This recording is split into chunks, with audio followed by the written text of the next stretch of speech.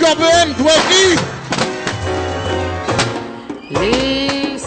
Non à la fermeture de nos machines. Stop aux actionnaires qui s'enrichissent sur le dos des salariés. Stop à l'économie libérale. Laissez-nous nos emplois. Stop à la politique ultralibérale qui est en train de tuer l'industrie dans le Nord-Pas-de-Calais. Les petits papiers de Rio d'Arménie. Qu'un soir il Sans papier, la région va mourir. Défendons l'industrie, défendons notre papeterie et nos emplois, tous ensemble. Et l'esthétique, papier musique, c'est du chagrin, papier dessin. Avant longtemps. Jeudi 23 janvier 2014, grosse mobilisation des salariés de Stora Enso Corbehem. Première manifestation depuis l'annonce officielle de cessation d'activité du site faite le 21 janvier. Objectif de cette manifestation, blocage du péage de Fresnes-lès-Montauban sur l'autoroute A1, Paris-Lille. Pour cette manifestation, les salariés de Stora Enso ont été rejoints par les unions départementales des syndicats, avec notamment des salariés syndicalistes de Renaudoué et des verreries d'Aniche. C'est donc en convoi escargot que part de l'usine de Corbehem, à 10h le matin, le cortège des voitures des papetiers, tous derrière le camion sono de la CGT. Alors François, on est sur le départ, aujourd'hui ça va se passer comment ? Je crois qu'aujourd'hui ça va être l'une des premières très grosses mobilisations des salariés de Stora Enso, quoi. On veut faire voir et connaître notre mécontentement parce que on sent qu'au niveau de la direction ça va être dur les négociations et qu'au niveau de l'État on n'a aucune aide, quoi. C'est une première grosse manifestation, ce ne sera pas l'unique. Hein. Non, c'est vraiment le départ et ça ne sera pas l'unique, au contraire c'est pour montrer bien à tout le monde que ça va être toujours comme ça, quoi. Première réunion de négociation hier, au sortir, le sentiment c'est quoi ? Il est encore trop tôt pour pouvoir rentrer dans le vif du sujet, on est toujours dans des généralités ? Je crois que oui, au départ comme ça, tout semble se dérouler tout doucement, quoi, mais avec le projet que les élus ils ont eu, on voit bien qu'ils nous ont mis au ras des pâquerettes et que les négociations ils vont être très très dures pour faire monter tout ce qu'il y a à faire monter dans le plan social, quoi. Et on sent que vraiment, ils se foutent vraiment de nous en nous ayant présenté déjà un projet au ras des pâquerettes, quoi. Alors le programme là, on s'en va, on quitte l'usine ? Ouais, on quitte l'usine et on passe dans tous les petits villages jusque le péage de Fresnes, quoi. Et suivant les villages, les gens ils vont montrer leur mécontentement du non-soutien de certains élus de la communauté des artistes.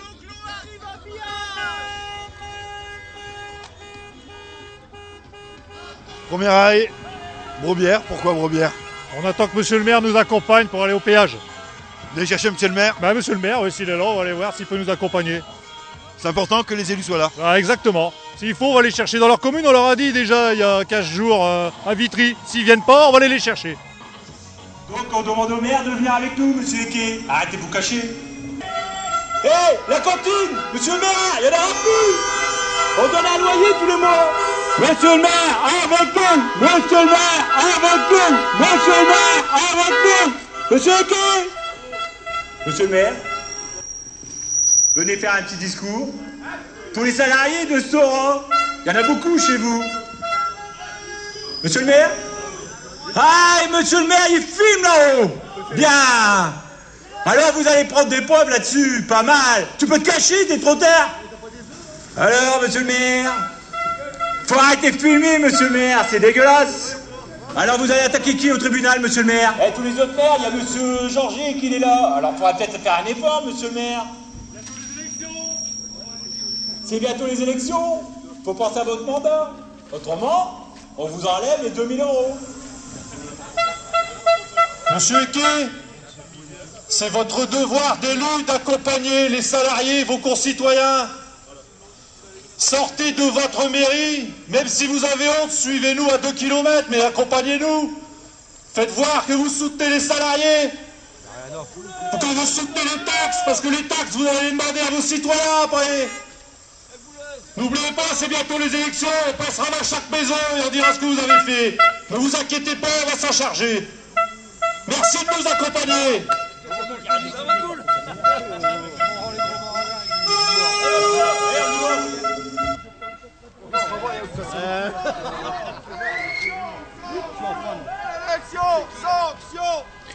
Et c'est donc sans avoir rencontré Monsieur Eke, maire de Brobière, que le cortège remet en route, direction Vitry-en-Artois. Et au son des klaxons, quelques riverains sortent sur le bas de leur porte. Vous êtes brobiéroise? Oui. Là, le cortège passe chez vous, inquiète aujourd'hui? Ah oui, très fort. Qu'est-ce que vous en pensez? Que la vie, elle va mal. On n'a plus d'argent, on n'a plus rien. Ça fait longtemps que vous habitez Brobière? 50 ans. Vous avez connu Brobière avec ses industries? Oui, c'était très bien. Mon mari a travaillé à Béguin. Ça vous fait quoi aujourd'hui de voir tout ça? C'est malheureux, puis c'est tout. Hein. C'est l'État qui veut ça. Hein. C'est pas possible. Hein. Que voulez-vous qu'on fasse? On est là et on regarde et puis c'est tout. Monsieur le maire a refusé de sortir de sa mairie pour venir avec les salariés? Oh, monsieur le maire, hein, je sais pas, moi je connais pas tellement. Hein. À votre avis, il aurait dû sortir, suivre les salariés? Ah bah oui, hein. Après tout, c'est sa cité maintenant que tout qui va plus. Quand les gens ils travaillent plus, ils ont plus d'argent pour travailler, ils ont plus d'argent pour vivre. C'est ça qui est dur. On peut rien faire contre ça alors. Hein. On est déprimés, voilà. Je peux rien vous dire de plus. Merci. Pourquoi Monsieur Eke, maire de Brobière, vice-président de la communauté de communes aux Artistes, n'est-il pas parti à la rencontre des salariés ce jeudi matin? Question que je lui ai posée dans le bureau de sa mairie le lendemain au matin, vendredi matin. Bien, tout d'abord parce que cette réunion et ce caillassage de la mairie était prévu depuis 3 jours, puisque j'étais au courant qu'on avait acheté des munitions, des œufs et des oranges pour les mairies de Brobière et de Biache. Bon, je ne sais pas pourquoi nous étions particulièrement visés, mais enfin, ça fait rien. On était sur la route de la sortie de l'usine vers Fresnes. Bon, je ne pouvais pas sortir ensuite, après, pour assister à la fin du caillassage de la mairie. Mais ça n'empêche rien, parce que finalement, c'est un rapport de force qui doit être fait. Bon, c'est un peu malheureux qu'on ait caillassé la mairie, mais j'ai toujours été du côté de l'intersyndicale, avec Pierre Georget, durant toutes les manifestations qui ont pu avoir lieu, déjà du temps de la 3 et de la 4, et ici, pendant les 14 mois, j'étais à la préfecture, toujours avec l'intersyndicale et Pierre Georget.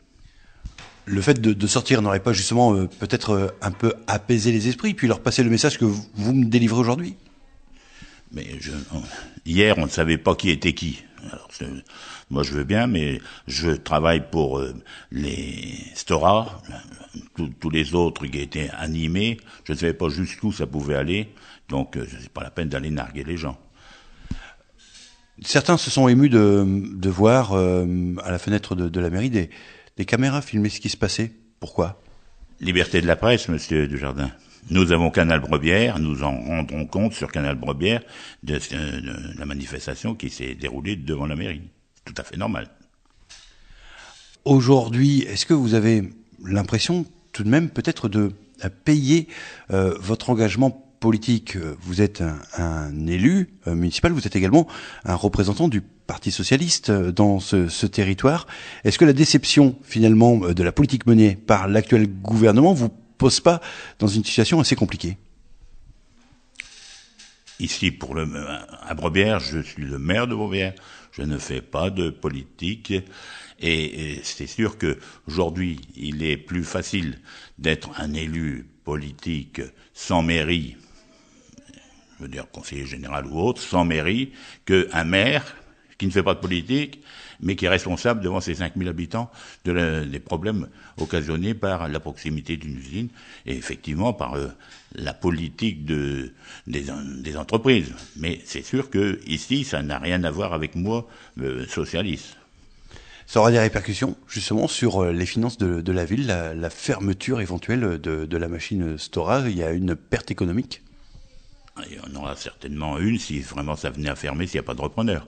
Donc la perte pour Brobière, c'est la CET, l'ancienne taxe professionnelle, mais aussi le foncier bâti. puisque ici la régularisation de tout ce qui était bâti sur Brebières et Corbehem nous a réduit beaucoup de nos bases pour la contribution du foncier bâti. Vous souhaitez être intégré aux discussions qu'il y aura avec le groupe quant à l'avenir du site, puisque ce ne sera ça évoqué qu'au 29 janvier. Tout ça, nous avons un président, c'est Monsieur Georget, à qui nous faisons confiance et qui s'entourera des personnes compétentes pour négocier, notamment le maire de Corbehem qui est le responsable du développement économique, et puis éventuellement, bien sûr, le responsable des finances, puisque je suis le vice-président chargé des finances. Donc, j'aimerais bien être associé, certainement. Mais la discussion sera menée par le président Georget. Vous êtes également un ancien syndicaliste, vous comprenez le sens de la lutte et la forme que prend la lutte aujourd'hui, même si parfois elle peut paraître comme hier, le fait d'exprimer une colère véritablement ressentie par ces salariés. Je comprends. En 2006, j'ai été à la tête du cortège quand on est sorti de l'usine Stora, et que nous sommes allés jusqu'au rond-point d'essence et que nous avons fait une marche blanche sur le tour des ronds-points.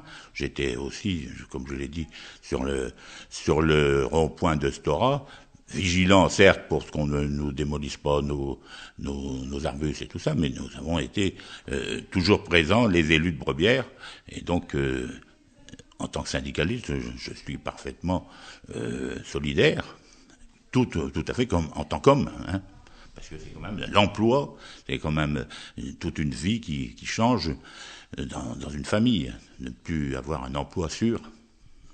Ce soutien annoncé aujourd'hui sera affiché dans l'avenir. Vous comptez rejoindre les Stora s'ils vous appellent pour des manifestations? Mais moi, je compte les rejoindre. Je vais faire une lettre pétition que mes habitants, qui sera distribuée à mes habitants, et que s'ils veulent me la ramener ici, je la transmettrai à Stora. Maintenant, je veux bien tout ce qu'on veut faire, des faux procès comme ça, mais quelle est la commune aujourd'hui qui, avec Stora, une convention pour accueillir tous les salariés qui veulent déjeuner le midi? C'est bien Brebières, avec son restaurant municipal, qui accueille tous les salariés. Personne d'autre qui le fait. Ça. Et je continue à le faire, malgré qu'on nous ait lancé des œufs sur la façade. Je continue à le faire jusqu'à temps que Stora sera présent pour continuer à déjeuner chez nous. Jean-Pierre Ecquet, maire de Brebières, vice-président de la communauté de communes aux Artis, en charge des finances. Retour dans le cortège des Stora qui quitte donc Brebières, direction Fresnes-lès-Montauban, passe par Vitry-en-Artois, change d'itinéraire et improvise un blocus de la départementale 950. Laurent, pas encore tout à fait 11h, on est arrêté ici, route départementale 950 à Vitry. C'est prévu ça sur le programme? C'est la joie, la bonne humeur et on remercie le groupe Stora Enso de nous offrir ce bon temps. C'était prévu ce blocage et cette... On ne s'interdit plus rien vu que l'État ne nous écoute pas, les élus ne nous écoutent pas, on n'est pas entendu. Mais par contre, il y a une chose qui est sûre, c'est qu'on sait que c'est bientôt les élections. Donc on va essayer de faire parler nous, puis celui qui ne nous soutiendra pas, on lui fera savoir qu'on n'est pas content.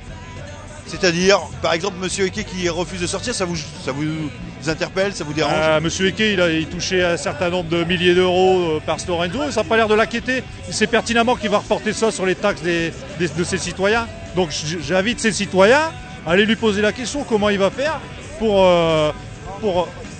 arriver à gérer le delta qu'il n'aura plus.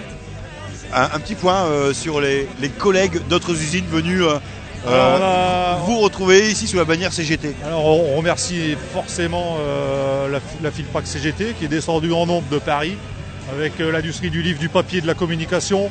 On a Renaud Doué qui est là, on a la Verrerie d'Aniche qui nous a accompagnés, on a la Gendarmerie nationale aussi qui est avec nous forcément, qui nous accompagne sur tous nos déplacements. Et on les remercie et on va essayer de monter un collectif Renaud, Verrerie, et on risque de faire des actions.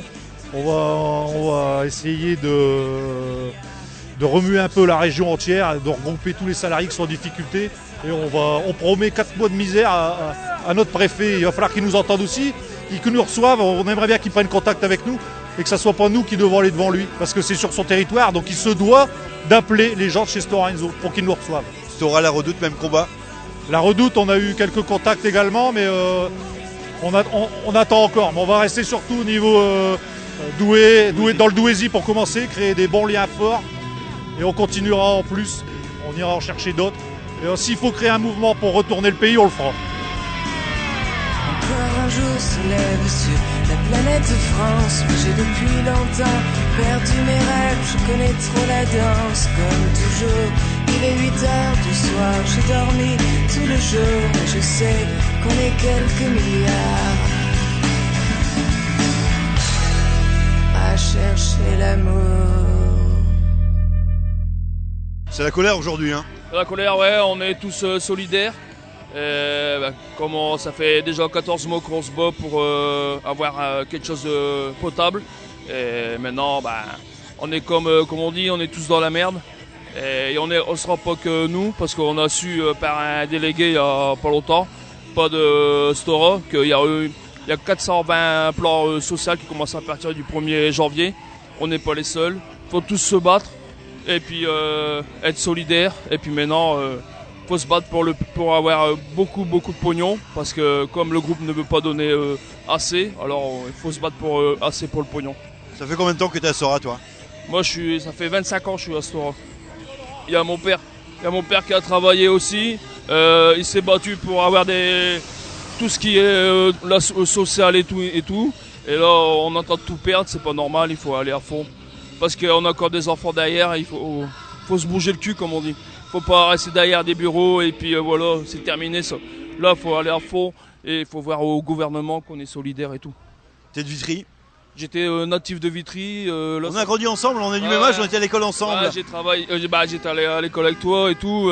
Et à l'époque, souviens-toi, la moitié des familles travaillaient ou à Renault ou à Béguin, quoi. À Stora, mais avant, comme on disait, ils pouvaient faire grève. Parce que, que ça s'appelle avec... quand il y a eu des plans, tout ça, les gens, ils avaient des poules, ils avaient des canards, ils avaient du potager. Mais nous, ici, on peut pas, parce il y en a, ils sont submergés de crédit, tout ça. On est saturé, il faut bouger le cul, comme on dit. T'as peur, là? Ah, très très peur. Moi, pas pour moi, pour mes enfants qui sont juste derrière moi. Parce qu'après, si c'est pas, comment ça s'appelle, gagner 1200 € ou quoi, ou bien faut quitter le pays, parce que là, on est mal barré avec Hollande, c'est pas la peine. Ils ont quel âge, ces enfants? J'ai 3 enfants, 3 garçons, un de 15 ans, un de 10 ans et un de 6 ans. Qu'est-ce qu'ils disent de ce qui arrive aujourd'hui? Ils sont solidaires avec moi, ma femme aussi. Et voilà. Monsieur Eke n'est pas sorti de sa mairie, qu'est-ce que t'en penses? Pour moi, c'est le mec qui n'a rien à foutre de nous. Il est là pour retirer du pognon et tout. Mais je plains les gens de tout ce qui est aux artistes. Tout ce qui est Mercure, tout ça, les taxes ils vont être augmentées, la piscine là, pour moi elle servait à rien, il y a d'autres choses à faire que faire des piscines ou faire des choses. T'auras les moyens d'y aller toi demain à la piscine si t'es au Chaume-du? Moi je suis pas d'ici, je suis de Rouvroy, ça fait 15 ans que je suis Rouvroy, avant j'étais natif de Vitry. Moi j'ai une piscine à Liévin, j'y vais pas tout le temps. Nous, comme on dit, on a la stature, on gère. Il ne faut pas non plus gagner 2000 € et n'en débourser 3000. Après, il faut faire la stature. Il faut faire des enfants, ils vont faire des études. Je ne sais pas s'ils vont faire des études parce que pour faire des études, il faut du pognon. Et comme on va se faire engorger au niveau des taxes, des impôts, on a un syndicat, pas un syndicat mais un gouvernement qui n'a rien à foutre de nous. Il y a les syndicats, ils ont été lundi à voir M. Montebourg, ils n'avaient rien à foutre de nous. Je t'ai vu pas mal de temps, tu étais relativement calme. Aujourd'hui, c'est une première démonstration. C'est important que quand vous passez comme ça, parce que vous allez encore le faire dans les villages, que les gens viennent vous voir et sortent et soient aux fenêtres et aux portes. Oui, au moins, on voit quand même qu'il y a des gens qui sont solidaires avec nous. Mais là, on a beaucoup des trucs de manifestation à faire. Il faut se défouler au maximum. On jette du papier. C'est notre, comme on dit, c'est notre outil de travail. Mais il faut se jeter parce qu'on est mal barré. Franck, mardi, tu as appelé à l'unité, à la mobilisation. Ouais. Voilà, ça se met en œuvre. Il n'y a plus que ça à faire. Être unis, rassemblés. C'est le dernier combat, comme je l'ai dit. Voilà. Nous, ce qu'on veut, c'est partir dignement. On veut marquer les esprits, faire voir qu'on est là, quoi. On ne veut pas mourir dans l'indifférence. Ça fait peur quand on entend des plans sociaux où on nous parle de 3000 suppressions d'emplois, de 1500, de 1800, et on se dit 350 à Stora. C'est pas grand-chose, mais c'est des emplois de qualité qui s'en vont. Les salaires, on a des bons salaires chez Stora. Les gens qui sont chez Stora, ils achètent des voitures neuves, ils consomment, ils sortent, ils vont au restaurant. Ces gens-là, bientôt, ils feront plus tout ça. Et après, ce que je pense des plans sociaux en France, on a un gouvernement de gauche qui laisse faire ça, c'est une honte. Ça fait 10 ans que j'ai pas voté pour la gauche. Je ne voterai plus jamais pour la gauche, ni pour personne. Nos responsables, ils sont irresponsables. Ils font face à leurs responsabilités quand tout va bien, mais quand tout va mal, il n'y a plus personne. Le président, il pense qu'à aller baiser des gonzesses, c'est le seul truc qui l'intéresse. C'est une honte. C'est des people maintenant, les politiques. Hier, le président Stora quand même me dit c'est pas de notre faute, c'est le marché européen qui est saturé. Ah, pourquoi ils ferment pas Cabel alors? C'est une grosse unité de production, ils font 500 000 tonnes. L'usine, elle est désuète. À ce moment-là, on enlève 500 000 tonnes du marché, nous on reste avec 300 000 tonnes, parce que nous on a un fleuron technologique ici, faut le savoir. En Allemagne, ils sont plus malins que nous, ils vendent leur production en Allemagne. Ils font du protectionnisme en cachette. Et nous, on sait pas le faire ça. Et bientôt, quand Stora il sera fermé, le papier va venir d'ailleurs. Toute la production française, elle va être avalée par des gens qui vont le produire à l'étranger. Ça, faut le savoir. Et ça, c'est une honte. Le Made in France, hein, mes couilles. Ben si, Montebourg il a dit Made in France. Montebourg il a dit, producteur, ministre de la productivité. Mon cul, il produit des conneries ce mec-là. Il produit des conneries. Comme j'ai dit Ils n'ont hier, aucun emploi. Stéphane Hessel, il a dit indignez-vous, mais il n'est plus là de s'indigner en France. Il faut se révolter, la France, ça devient de la merde. Voilà, de la merde. C'est nos limites. Bah, de toute façon, nous, on est, dans 4 mois, on est fermé. Faut s'arrêter, quoi. C'est un gouvernement qui l'a voté, l'ANI. Bah, il assume maintenant. Il assume les conséquences de ce qu'il a voté. Et ça ne sera pas les seuls, à mon avis, qui seront dans les rues aujourd'hui. Et plus tard, ça sera pareil. Je crois que ça ne sera pas les seuls. Et c'est pas fini. Et le cortège des voitures, près de 500 manifestants, repart direction Fresnes-lès-Montauban avec au programme escale à Biache-Sava. Là aussi, l'objectif est de rencontrer Monsieur Ouzo, maire de Biache-Sava, vice-président en charge des affaires sociales à la communauté de communes aux Artis-Marquion. Et là, eh bien, monsieur le maire ne viendra pas. Et ce qui énerve les manifestants, c'est la présence de gendarmes en train de filmer les manifestants. Vous avez la garantie de l'emploi, vous faites votre travail. Mais attendez, mais regardez-moi monsieur quand je vous parle, vous assumez, moi j'ai 2 filles. On a tous des situations différentes, donc regardez-moi, vous avez votre garantie de l'emploi. Ne vous inquiétez pas, je vais pas vous toucher, j'ai pas envie d'aller au Niouf. Alors on a le droit de mourir en silence. Vous n'êtes même pas avec nous et c'est une honte. Une honte, bah oui, mangez votre cure-dent aussi vous monsieur. Bah oui, bah c'est ça, c'est ça. Honte à vous, pour Dieu. Vous pouvez filmer, vous pouvez filmer. Merde, vous pouvez pas vous imaginer. Putain, merde alors. Alors, regardez bien, restez calme. Ouais, c'est bon, tu vas arrêter de filmer là. C'est pas mal quoi, nous tenons à remercier monsieur le maire de son action pour aller chercher la gendarmerie pour double peine. Vous êtes licencié, mais en même temps vous finirez en prison si vous faites le con. On défend notre emploi, voilà ce qui nous arrive. Merci, monsieur le maire. On aurait bien voulu le voir le maire, mais on le verra pas. Donc pas mal quoi. Et du papier, on a le droit quand même, les gendarmes là. On a quand même droit du papier. Ouais? Non? D'accord. Contacté en soirée, monsieur Ouzo, maire de Biache-Sava, me signalait avoir attendu les manifestants, mais, vu leur retard, avait dû partir de la mairie pour remplir d'autres obligations. Quant à la présence des gendarmes sur place, il me dit en avoir été avisé la veille par les services de préfecture, puis ensuite, après le départ des manifestants, avoir reçu un coup de téléphone des mêmes services de la préfecture pour savoir si, au vu des images enregistrées, la commune de Biache-Sava comptait mener des poursuites contre les manifestants, ce à quoi M. Ouzo a dit qu'il n'y aurait aucune poursuite. Il réitère également son soutien aux salariés de Stora Enso et déplore que son emploi du temps ne puisse plus facilement le rendre disponible pour être à leur côté au moment des manifestations. Marcel, pourquoi c'est important de venir chercher les maires? C'est important de venir chercher les maires parce qu'on a besoin d'eux pour éventuellement encore une solution pour la machine sac. Et aujourd'hui, on blanchit particulièrement en Bioche parce que maire de Bioche, apparemment, n'est pas entièrement avec nous. Il y a quelques jours, il aurait dit qu'on était des rigolos. Alors on est peut-être chômeurs, mais on n'est pas des rigolos. On est aussi honnête que lui, on a le droit de vivre autant que lui. Alors aujourd'hui, il paye un peu ses paroles, quoi. Vous voudriez qu'ils viennent avec vous, qu'ils sortent là et qu'ils vous accompagnent au péage? Ça serait bien qu'ils viennent avec nous, qu'ils nous accompagnent au péage. On viendra pas ramasser, mais on reviendra pas. Avec là, on risque peut-être de revenir quand même. On a passé à Brebière, monsieur Eke était dans sa mairie. Et il devrait être avec nous. On a essayé d'éviter Vitry, parce que monsieur Georget est à fond avec nous. Il s'est bien démené, il a été des skis et il s'en occupe. Donc on a essayé d'épergner Vitry. Mais lui, on va pas l'épergner. C'est pas bien. C'est pas bien. Répondre comme ça, on se défend pour notre travail. Et je peux pas comprendre qu'on n'est pas soutenu, quoi. Je suis en début de cortège, moi, toi t'es où dans le cortège? Bah là, à 50 mètres là. Ouais. Il y a du monde, hein? Hein? Il y a du monde dans ce cortège. C'est impressionnant, ouais. Ça réchauffe le cœur. Parce que là, il est plus que l'heure, là. C'est important pour toi de voir sortir les gens sur leur bas de porte, regarder ce qui se passe? Ouais. Et on est pas mal soutenus. Il y a des gens, ils nous disent que c'est bien. Même les gens de Biache, ils nous soutiennent. On leur explique pourquoi qu'on force sur Biache. Ils nous disent qu'on a entièrement raison. Apparemment, ils comprennent. On n'est pas des cons, des cons tenancés par les prévisions des experts financiers. On sentait venir que dans l'avenir ça ne pouvait qu'être pire, que les milliardaires ne pouvaient se satisfaire des 4/5 de l'univers. Propaganda.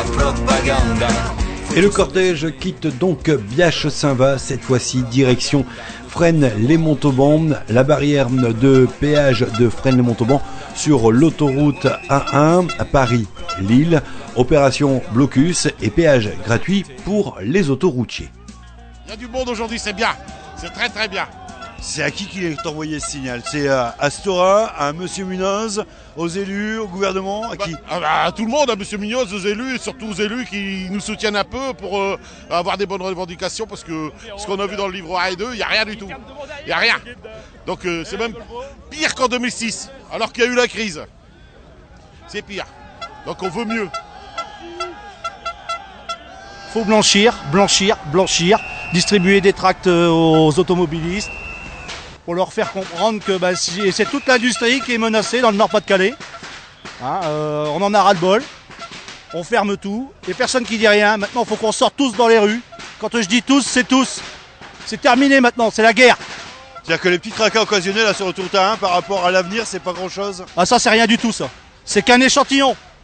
Il n'y a personne là. Là tout le monde dit qu'on est beaucoup, on n'est pas beaucoup. On va réussir à mobiliser tout le monde. Que les politiques nous écoutent, on va mobiliser tout le monde.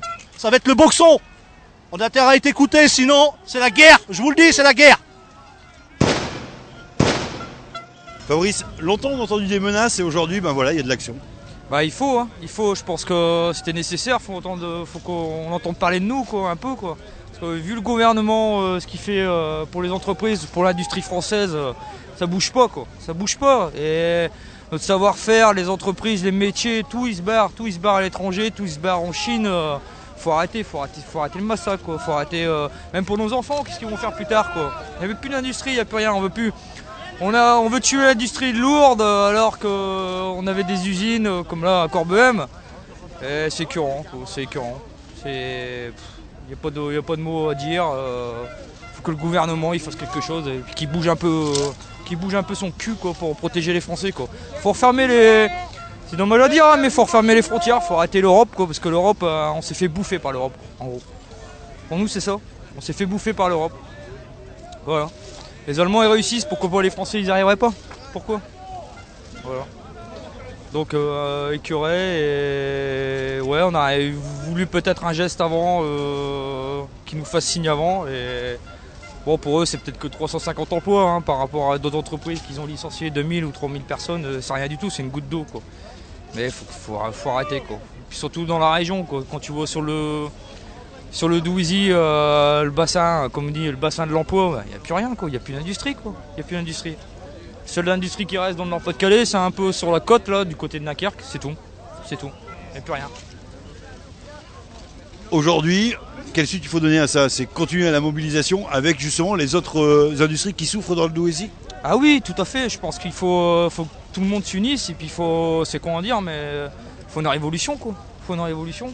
faut que tous les industriels, tous les licenciés se mettent ensemble et puis qu'on tape à la porte du ministère et puis que voilà, qu'on foute le bordel quoi. Il n'y a que ça qui marche maintenant. Si tu fous pas le bordel, on fait pas parler de toi.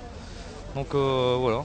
Pour moi, c'est peut-être peine perdue, mais bon, quand tu vois les gens là, voilà, ils se battent pour leur emploi, ils se battent pour leur vie, ils se battent pour leur famille. Tout le monde a envie de travailler. Hein. Tout le monde a envie de travailler en France. Hein.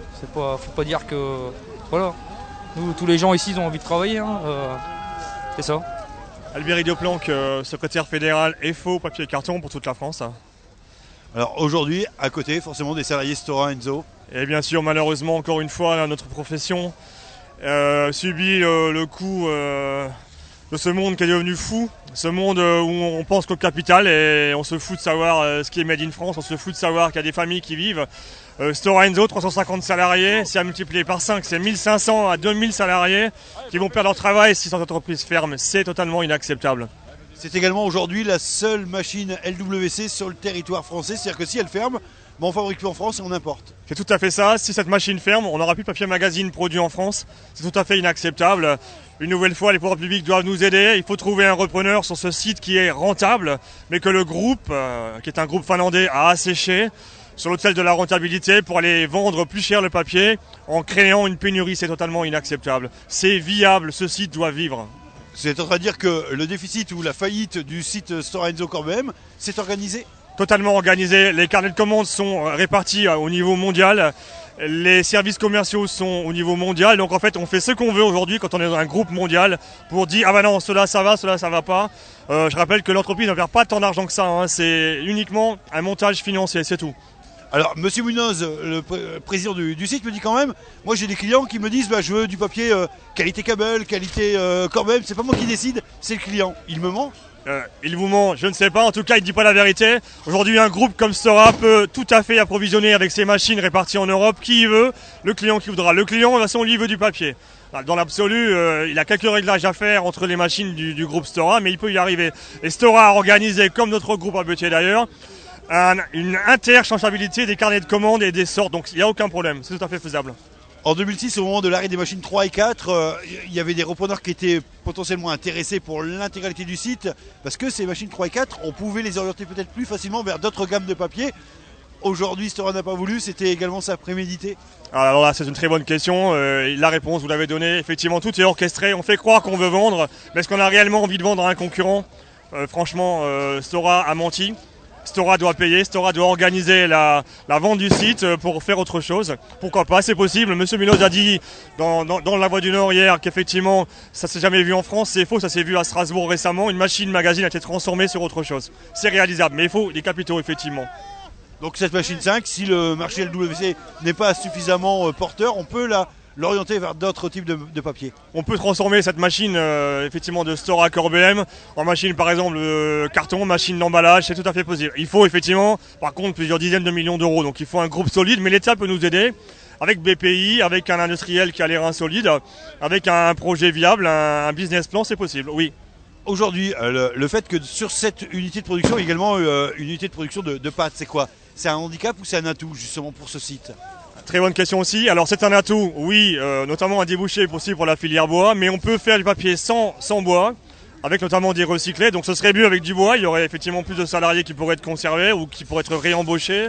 Un débouché pour toute la foresterie du Nord-Pas-de-Calais et puis des régions limitrophes, mais on peut faire autre chose avec du vieux papier, c'est aucun problème. C'est juste un changement de procédé avec des travaux qui pourraient durer plusieurs mois et des investissements. Elle souffre de son emplacement géographique, cette machine.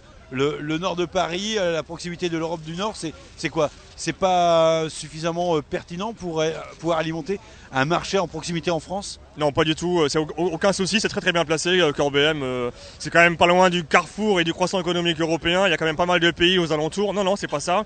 C'est un problème. De toute façon, les papetiers payent le coût du transport. Donc l'intérêt, c'est pas d'être éloigné, hein. C'est d'être proche de la consommation. On peut même livrer nous aussi en Allemagne, pourquoi pas. Et on l'a déjà fait. C'est pas un souci. Non, c'est bien placé. C'est un choix de l'actionnaire, une nouvelle fois, qui cherche la dividende avant l'emploi. Monsieur Munoz dit aujourd'hui on dématérialise, on numérise, on digitalise, donc on n'imprime plus. C'est parce que les imprimeurs travaillent moins que la papeterie travaille moins ? Non, écoutez, effectivement, on ne peut pas nier la baisse de la consommation de papier en France, hein, mais globalement dans toute l'Europe. Pour autant, en Allemagne, ce qui est perdu en France est gagné en Allemagne depuis 25 ans. Donc il y a quand même un vrai problème. Et c'est pas un pays où les salaires sont payés comme en Bulgarie ou en Roumanie. C'est un problème de volonté politique, de volonté économique de la part des groupes. Ils se désengagent de la France, notamment les Scandinaves. Aux armes! Aux armes! Aux armes! Aux armes! Nous sommes des papetiers! Nous sommes des papetiers! Et nous allons chômer! Et nous allons chômer! Aux armes! Aux armes!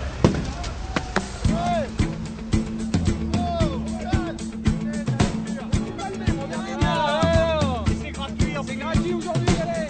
À l'horizon, l'humeur est grise. Et le ciel est toujours bouché. Je suis une enfant de la crise. J'ai fait mes armes à ses côtés. J'ai tout connu, les grands sommets. La possession, la décadence. J'ai pris le temps de rêvasser, je crois. J'ai perdu la cadence. Présent également dans le cortège et donc sur la barrière de péage de l'autoroute A1 Fresnes-les-Montauban, Franck Saillot, délégué général de la Filpac CGT. Maintenant, attends une chose, que le gouvernement il présente le site de Stora Enso, simplement. Stora Enso ne veut pas vendre le site pour des raisons de concurrence et surtout de faire monter les prix du papier. Donc aujourd'hui, on a connu sur Emeril, dans l'Isée, dans l'Eure, la même situation. Le département de l'Eure a pris ses responsabilités en achetant le site. Donc ce qui a été fait dans l'Eure peut se faire aussi dans le Pas-de-Calais. Aujourd'hui, les copains luttent pour l'emploi. Je pense que s'ils montent crescendo dans les actions, le gouvernement et les pouvoirs publics seront obligés de bouger et prendre leurs responsabilités de rachat comme dans l'Eure ou de préempter. Arnaud Montebourg a répondu aux députés de la circonscription en disant « Le site perd 12 millions par an, on peut rien faire ». Alors Arnaud Montebourg, comme pas mal de pouvoirs politiques, n'ont écouté que Stora Enso, la direction. Jamais les élus. Jamais. Donc voilà, c'est qu'une parole. Donc c'est l'erreur de leur part. Ils auraient écouté les élus du personnel, ils auraient dit autre chose. Comment une usine moderne où on fait du papier de qualité peut perdre de l'argent? Il faut savoir que dans Stora Enso, c'est un grand groupe, c'est le deuxième mondial. Eux, leurs achats sont centralisés sur un site qui doit être en Belgique, je pense, hein, je ne me trompe pas. Tout est géré par eux. Comment voulez-vous qu'un site comme Stora Corbehem gère les affaires? On peut dire aux chiffres ce qu'on veut. Je vends à qui je veux, je mets les produits sur telle ou telle machine parce qu'il y a quand même 2 sites sœurs qui sont en Finlande et aussi en Allemagne. Comment on maîtrise, nous, au niveau Corbehem? Monsieur Munoz me dit c'est la machine à papier LWC la plus moderne actuellement. Pourquoi ils décident de fermer celle-là et pas les autres selon vous? Par rapport à la capacité de production, 300 000 tonnes à l'année, je pense que si on arrête 300 000 tonnes, demain on peut espérer faire monter les prix. Mais il ne le dit pas clairement, forcément, c'est un peu d'hypocrisie, excuse-moi du mot. On peut placer cette machine sur une autre gamme de papier. Si on veut là-dessus, on peut augmenter la couche, c'est un peu technique, hein, d'accord, pour passer à un papier un peu plus haut de gamme. Mais il faut vouloir. Il y a un marché pour ça? Oui, il y a un marché qui existe. Ça demande de lourds et de gros investissements? Absolument pas. Et si Stora ne veut pas les faire, ce serait à qui de les faire? Comme je disais tout à l'heure, maintenant l'État, les pouvoirs publics prennent leurs responsabilités, clairement. Parce qu'on sait, je répète encore une fois, aujourd'hui, on sait très bien que Stora Enso ne veut pas vendre. Depuis 14 mois, ils auraient pu vendre. On est bien d'accord. Aujourd'hui, tout le monde s'affole parce qu'il y a 4 mois par rapport à la loi. Il y a 6 ans de ça, des repreneurs étaient d'accord pour reprendre le site avec la MP3, la MP4 et la MP5. Et le groupe Stora n'a pas voulu. Il y avait déjà l'idée de ce qui allait se passer aujourd'hui? Je pense que oui. Oui, c'est un choix. Il faudrait savoir quand même qu'il y a quand même 2 grands groupes, je répète, et en plus ce sont voisins de palier, c'est UPM et Stora. Ils font des arrangements entre eux. Tu prends ce marché-là, je prends celui-là, puis on s'arrange, entre copains quoi. Finalement, vous qu'est-ce que vous êtes? Qu'est-ce que vous pouvez faire? Quand vous dites vous, c'est qui vous? Vous, les salariés, là, les papetiers. Justement, on en a marre que tout ferme à droite et à gauche, Renault, plein de sites comme ça, parce que la finance passe avant tout. Non, il y a l'être humain, il y a des régions complètes qui vont être sinistrées aujourd'hui. Regardez Soma, il y a 15 ans. Aujourd'hui, qu'est-ce qu'il reste à Soma? Plus grand-chose. On veut finir comme eux? Cette machine, selon vous, l'avenir, parce que M. Munoz vous dit, on verra ça le 29 janvier, hein, pas avant. Vous savez pensez que Stora a déjà son idée sur l'avenir de la machine par elle-même? Ah, Monsieur Munoz, il dit ce qu'il veut, hein. Nous on pense ce qu'on veut aussi. Hein. Monsieur Munoz, il a oublié une chose quand même, que c'est un outil très très performant, il le dit lui-même. Il y a un atout aussi très intéressant, c'est la pâte. Et avec la pâte, on fait beaucoup de choses.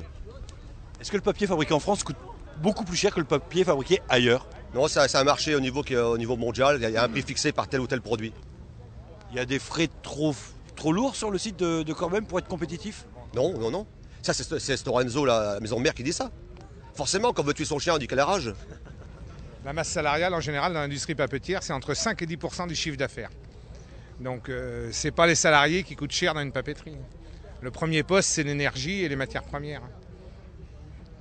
L'énergie, justement, il y a eu des investissements qui ont été faits là récemment, il y a 5-6 ans. Il faut savoir que dans les grands groupes, ils négocient des contrats sur des longs termes avec l'EDF ou tel fournisseur, quoi. C'est bien ficelé, quoi. Et les prix sont négociés correctement. Donc ils ne nous disent pas des choses qui sont fausses, quoi. D'ailleurs, le contrat avec l'EDF qu'ils ont, je voudrais bien le connaître un petit peu. On a fait gagner 8 millions d'euros l'année dernière. 8 millions d'euros au groupe Stora Corbehem pour la fabrication de la pâte. Avec des horaires de démarrer des lignes à 20h, à 20h05, une ligne à 20h05, c'est des contrats qui sont faits comme ça, et la deuxième ligne à 23h. En sachant qu'une ligne fabrique 13 tonneurs.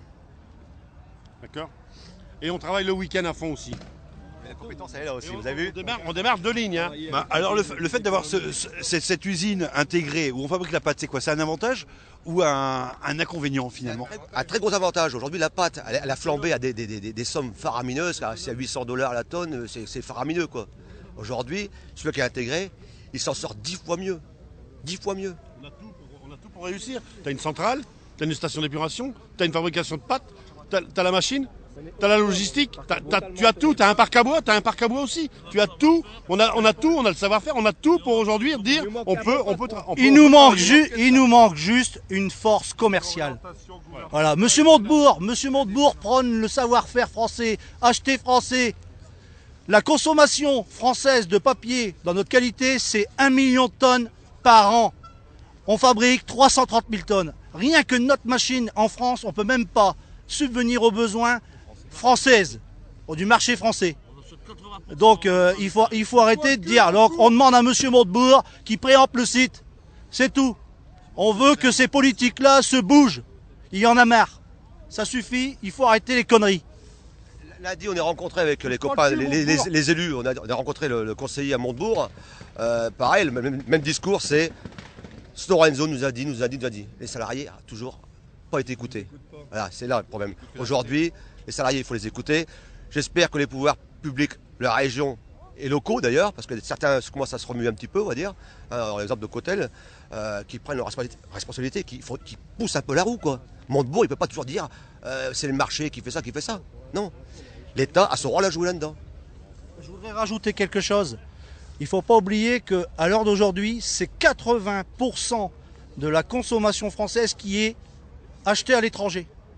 Nous, on fournit que 12% de la consommation française. Donc il y a encore de quoi faire. Donc on ne dise pas que Stora c'est mort, c'est pas vrai. On peut travailler, on peut continuer à vivre.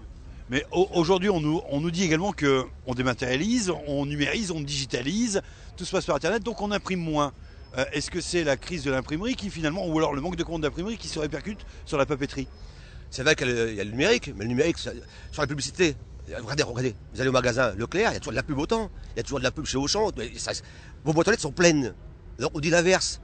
Le numérique, c'est bien pour les autres choses, l'information un peu généraliste, mais sur la pub, Stora Enso, LWC, franchement, c'est de la connerie. C'est la pure vaste connerie. C'est de la pub. C'est beaucoup de pubs, des catalogues. Alors la Redoute, l'exemple, la Redoute, on laisse fermer la Redoute.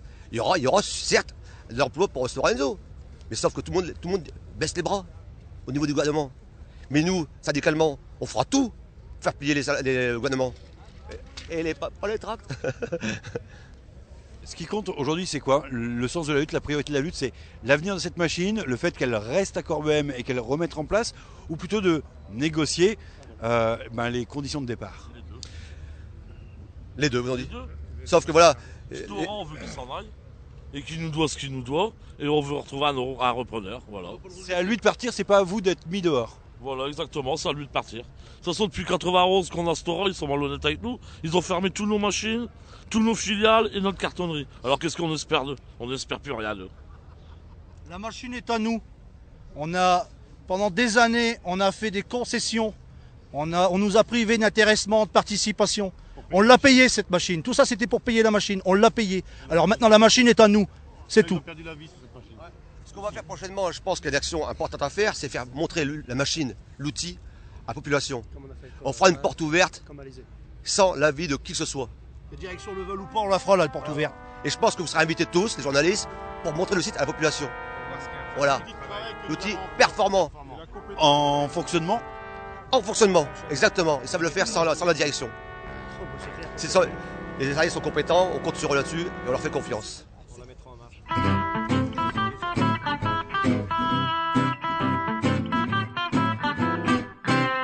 Charpentier, imprimeur, mécanicien, tourneur, de vieilles manufactures ou d'usines de chaussures, de crise économique en restructuration, de fermeture d'usines et de chantiers en perdition. Salut, c'est nous sommes les ouvriers. Manufacture de coton, de laine et de soie, les forges de chez Renault, chantier de la Ciotat, d'où sortaient des bagnoles, des paquebots et du tissu. Il y en avait du boulot, ben aujourd'hui, il y en a plus. Cadence, précarité, nous sommes les ouvriers. Ouvrir les portes de l'usine afin de montrer cette machine MP5 au grand public pour expliquer pourquoi ce fleuron de la papeterie doit rester sur le territoire. Une idée qui, hélas, semble aujourd'hui compromise puisque le soir même de cette manifestation, communication de la direction locale du groupe Stora Enso.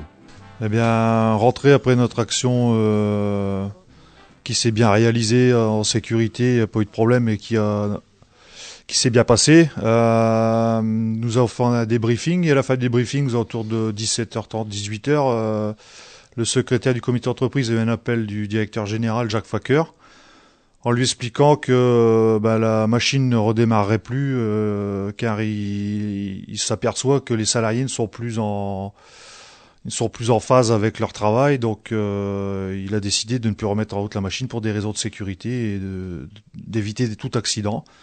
Et moi-même, secrétaire du CHSCT, j'ai été appelé par Bruno Cousin, président du CHSCT, qui m'a indiqué la même chose. Une réunion aura lieu certainement la semaine prochaine à ce sujet afin d'acter tout ça officiellement.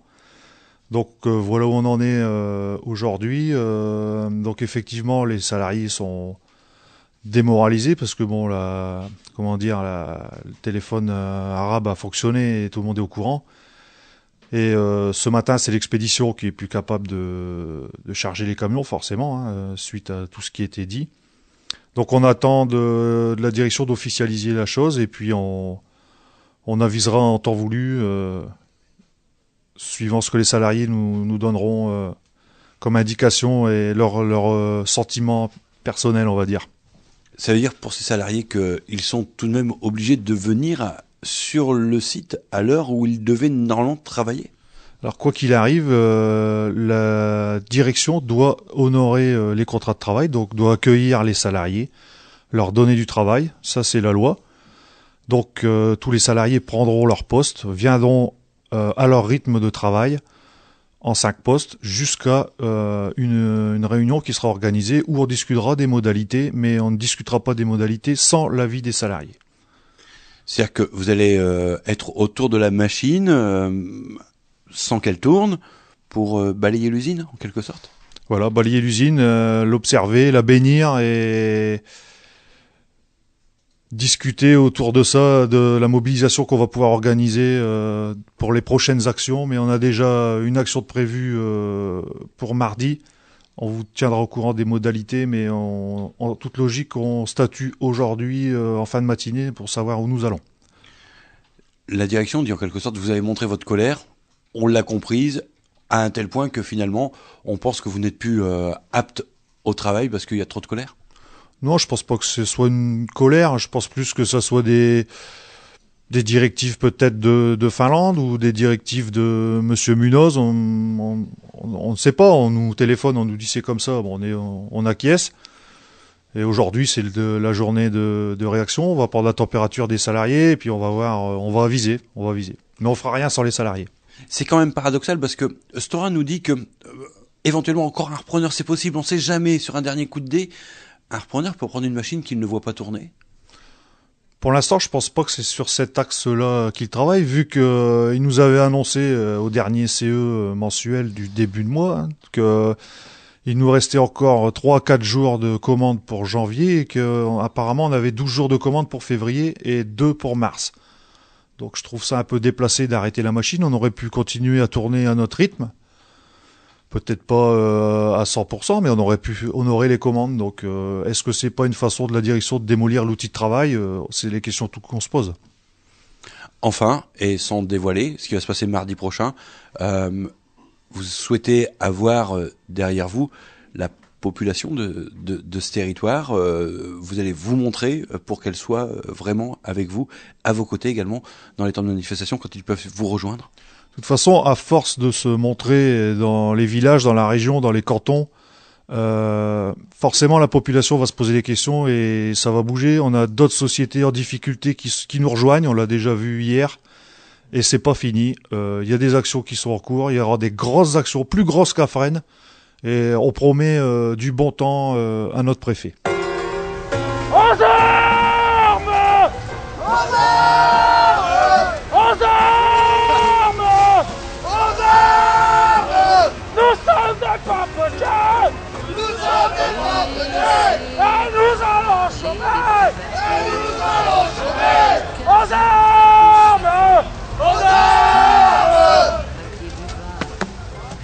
Manifestation des papetiers Stora Enso Corbehem le jeudi 23 janvier 2014. Reportage documentaire Hervé Dujardin de Radio Scarpe Sensée.